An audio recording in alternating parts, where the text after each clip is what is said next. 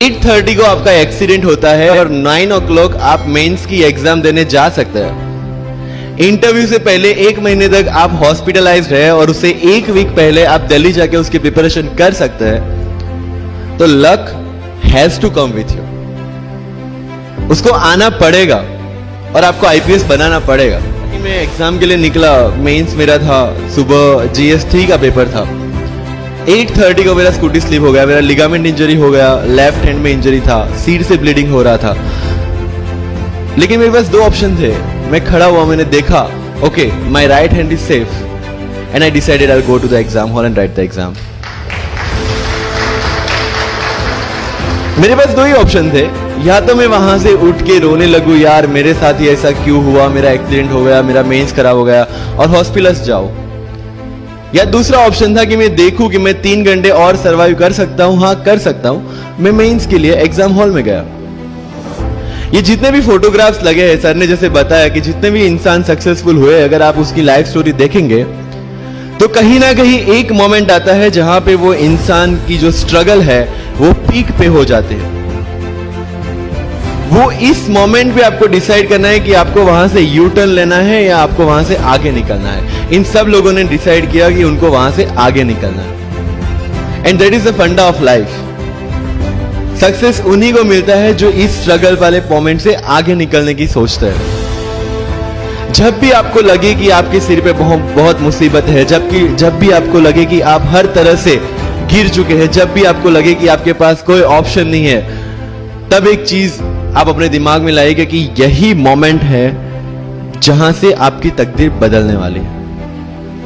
क्योंकि डायमंड जो होता है वो जितना ज्यादा घिसता है उतनी ज्यादा उसकी वैल्यू होती है। सोना जो होता है वो जितना ज्यादा तपता है उतनी उसकी वैल्यू होती है। अगर आप जिंदगी में तप रहे हैं, अगर आप जिंदगी में घिस रहे हैं, अगर आपको लग रहा है कि आप हर तरह से मुसीबतों में गिरे हुए हैं, तभी आपकी जो वैल्यू है वो बढ़ने वाली है। और यही मेरा एटीट्यूड रहा है। लोग बोलते हैं कि तुम्हारी फाइनेंशियल कंडीशन ठीक नहीं थी, पापा इलेक्ट्रिशियन थे, मम्मी हाउसवाइफ थी, डायमंड के कारखाने में काम करती थी, उसके बाद उन्होंने मैरिज में रोटियां बनाने का काम किया और उस तरह से मैं पढ़ा।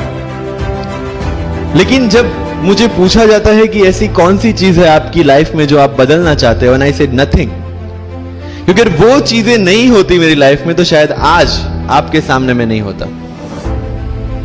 तो अगर लाइफ में प्रॉब्लम्स है, अगर लाइफ में स्ट्रगल है, जैसे सर ने बताया struggle is a part of life and I strongly believe in that. Bharat वर्ष का सपना चंद्रगुप्त ने देखा, चाणक्य ने देखा, और उस भारत वर्ष को बनाने के लिए जब ये संघर्ष जारी था और तब राजा धनानंद की डॉटर दूरदराज से चंद्रगुप्त को प्यार हो जाता है, और जब चाणक्य उनको बोलते कि नहीं तुम्हें उससे दूर रहना है, तब चंद्रगुप्त बोलता है आचार्य कभी कभी सोचता हूं कि जिंदगी में या ये भारत के सम्राट बनने के लिए इतना त्याग, इतना बलिदान ना देना होता तो। और तब चाणक्य रिप्लाई करते हैं तो हर कोई भारत का सम्राट होता। This is the fundamental rule of life. अगर आईएएस बनने के लिए, आईपीएस बनने के लिए सैक्रिफाइस करना नहीं पड़ेगा, अगर उसके लिए आपको त्याग नहीं करना पड़ेगा, तो आज पूरे इंडिया में हर घर में आपको आईएएस आईपीएस मिल जाएंगे। मुझे एग्जैक्ट डेट याद है, 23 मार्च को मेरा इंटरव्यू था। 20 फरवरी को मुझे हॉस्पिटल में एडमिट किया गया क्योंकि मुझे इन्फेक्शन हो गया था बॉडी में एंड बहुत हाई फीवर था, तो आईवी के अलावा कोई ऑप्शन नहीं था। 1 मार्च को ठीक होके मैंने सोचा चलो दिल्ली निकलते हैं। 2 मार्च को मैं दिल्ली पहुंचा। 3 मार्च को वापस से टॉन्सिलाइटिस का अटैक होने की वजह से फ्लाइट लेके वापस से पालनपुर अहमदाबाद, अगेन हॉस्पिटलाइजेशन। 15 मार्च को I got relieved from the hospital. 16 मार्च को मैं दिल्ली पहुंचा और 23 मार्च को I gave my UPSC interview.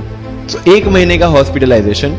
उसके बाद जब दिमाग में ये था कि मेरे साथ जो लोग इंटरव्यू दे रहे हैं वो 1 महीने से प्रिपरेशन कर रहे हैं एंड 1 महीने से मैं हॉस्पिटल में था, again I thought this is the moment to prove yourself. I went to the interview और पूरे इंडिया में 2nd highest marks in interview.